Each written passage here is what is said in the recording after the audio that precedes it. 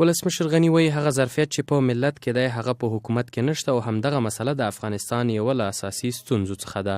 ښاغلي غني دغه څرګندونې د چهارشنبې په ورځ کابل کې د ځوانانو لپاره د کارموندنې د پروګرام تشویق په پرانیست غونډه کې وکړي او دا یې وویل چې د هیواد په رهبرۍ کې د ځوانانو مهم رول ته اړتیا ده.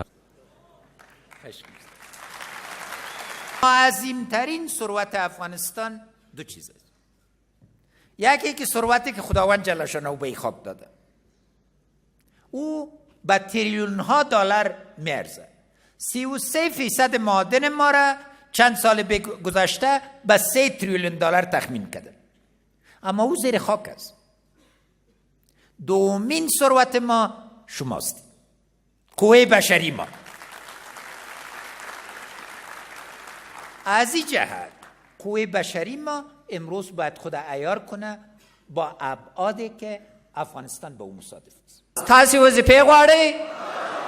د ښاغلي غني په خبر افغانستان دا مهال د لویو پروژو د عملي کولو په درشل کې دی چې پلي کېدلې د هیواد د اقتصادي ودې لپاره خورا مهم دي. ښاغلی غني ټینګار کوي چې دا مهال افغانستان د برېښنا واردونکی دی، خو تر راتلونکو 5 کلونو به دا هیواد نورو ته د برېښنا په صادرونکي هیواد تبدیل شي. ښاغلی غني وایي چې افغانستان د نړۍ له ټولو هیوادونو سره د ښو اړیکو غوښتونکی دی. امروز چین به این نتیجه رسیده که راههای ابریشم بدون افغانستان امکان پذیر نیست. انشالله امروز در ظرف 2 سال افغانستان به صورت لاینفک دوباره با آسیای مرکزی ارتباط چند هزار ساله خود زنده کرد.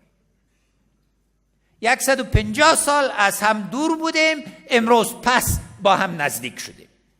خوش گلدین. په ورته وخت کې ولسمشر غني د افغانستان د تیرو کلونو ستونزو ته په اشارې سره وویل چې افغانستان له نړیوالې انزوا تېرېده خو اوس ترې راوتلی او د نړیوالې ټولنې د پاملرنې په محراق کې ځای لري.